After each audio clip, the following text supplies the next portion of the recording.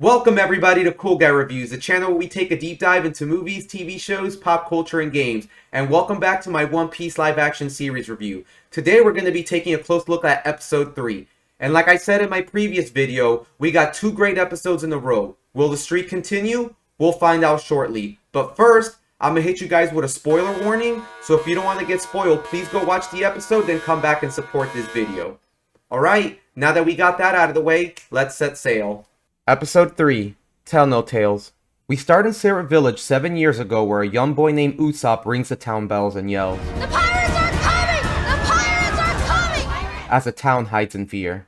He continues to do this throughout the years as we transition to the present day where he is still up to his antics. Pirates! The pirates are coming! They're attacking the village! The town now fed up with his lies. We now go back to our crew, where Nami's reading the map trying to navigate to the Grand Line. Luffy shows the crew their new Jolly Roger that he just made. Zoro walks in and tells Nami there's a leak in the ship as she runs to find out all her equipment is damaged. Luffy tells them that they need to get a better ship if they want to sail to the Grand Line and officially dubs them as the Straw Hat Crew. Wait, Straw Hat Crew, really? They set a course to the Gecko Islands to find a new ship. Great job, navigator. We cut to Garp's marine vessel where Garp hounds the new recruits. Am I understood, Marines? Garp is satisfied with Kobe's knot tying skills and takes him with him to begin more training and leaves Helmeppo to learn to tie better knots. With the crew now at Syrup Village after abandoning their ship, Zoro is surprised that Buggy's bounty is that high and is upset because he couldn't cash it in. Nami walks in and tells him that Syrup Village is famous for shipbuilding, which gets Luffy excited. They start to walk away and Zoro crumbles Buggy's poster. We then transition to Buggy as he is packing his belongings when a fishman named Kurubi from the Arlong Pirates walks in. He tells Buggy Arlong wants a word with him and Buggy refuses. Well, you can tell Arlong that I don't take requests. He goes to attack him, but Kurubi knocks him out with his fishman karate. Back at Syrup Village, the crew walks around the shipyard looking for a ship. Nami wants to steal one and Luffy gets upset. A ship is not just a ship. It's a part of our crew. As he searches the shipyard, he lands his eyes on the perfect ship.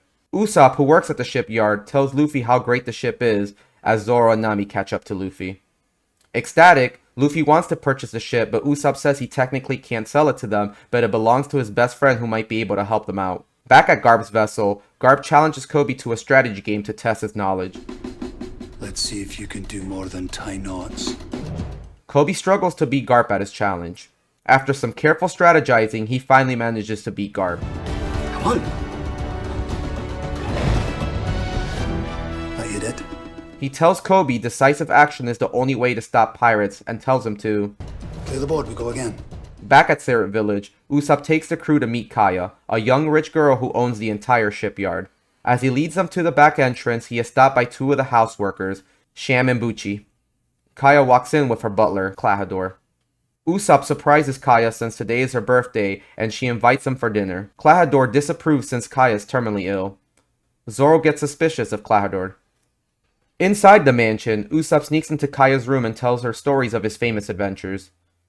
Usop makes up these adventures to cheer Kaia up, but as she starts to cough, he gives her her tea which has a strange blue hue. We then see our crew trying on some new clothes for their big dinner ahead. Nami tells Luffy she wants to steal the ship, but he makes a deal with her that he will be able to obtain it without stealing. In the kitchen, Bucci prepares a strange soup with a blue hue. Sham stops him from trying the soup. Sorry, it's a chef's reflex. You want to poison yourself? Turns out that it's a poisonous concoction meant to kill Kaia.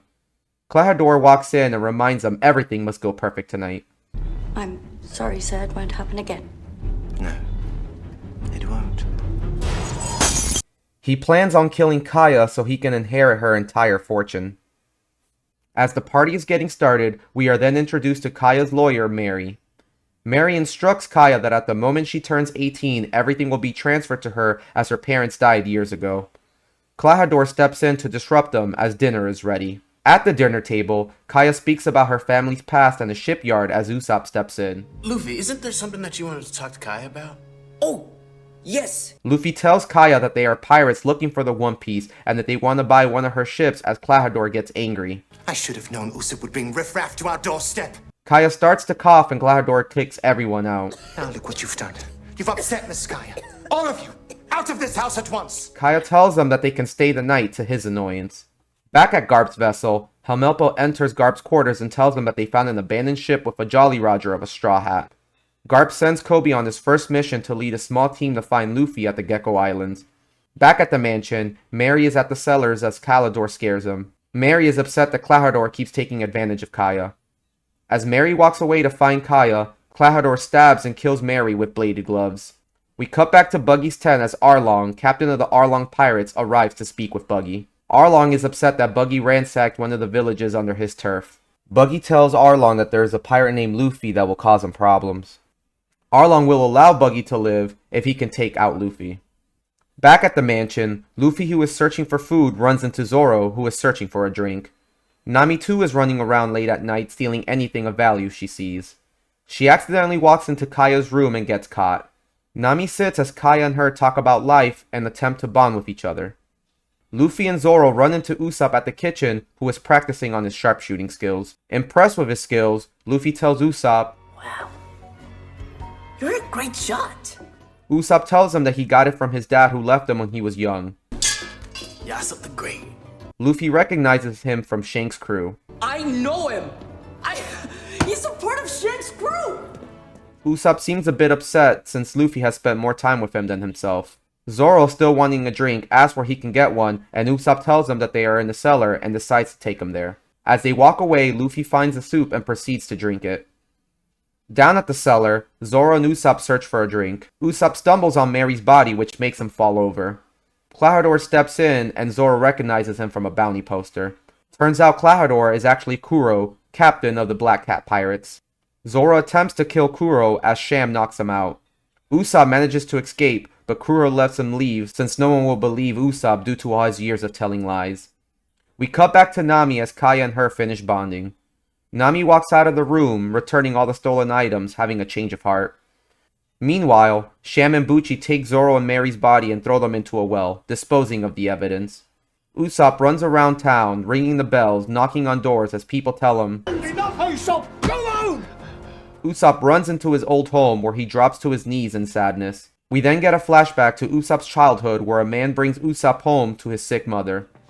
Get hold of your kid before he gets himself in serious trouble. He tells his mother that his father will come home soon and take care of them.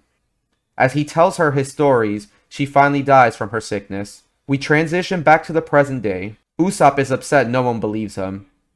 The camera pans over as the Marines step in and Kobe is by his side. Kobe tells him, I believe you. And that was episode 3 of One Piece. Our first, okay episode. Sadly, episode 3 couldn't capitalize on the strong start the season had, but by no means is it a bad episode. Unfortunately, not much of interest happens besides getting our introduction to the lovable Usop. Jacob Romero Gibson gave a good performance as he reminisces about his mother's death and plays Usop's wittiness to almost perfection. I've said it before, but just an amazing casting choice. He will definitely bring the fun energy the crew needs. The Kuro storyline is okay, but compared to what we got the last 2 episodes, it's kind of mid. We also get a first look at Arlong and his pirates, and they look okay. It's a good combination of practical and CGI effects. Though I'd like to see Arlong a bit more imposing, I think they did a fantastic job. Not too much to complain about. I'll give episode 3 of One Piece a 6.5 out of 10. Can episode 4 redeem the streak? We'll find out on the next one. If you enjoyed the video, please hit the like button and subscribe for more content just like this. And remember to comment down below and let me know your thoughts on episode 3. I know it sounded like I hounded on the episode a bit, but I really did enjoy it. Until the next one, just remember to ring the bells because... Pirates! The pirates are coming! They're attacking the village!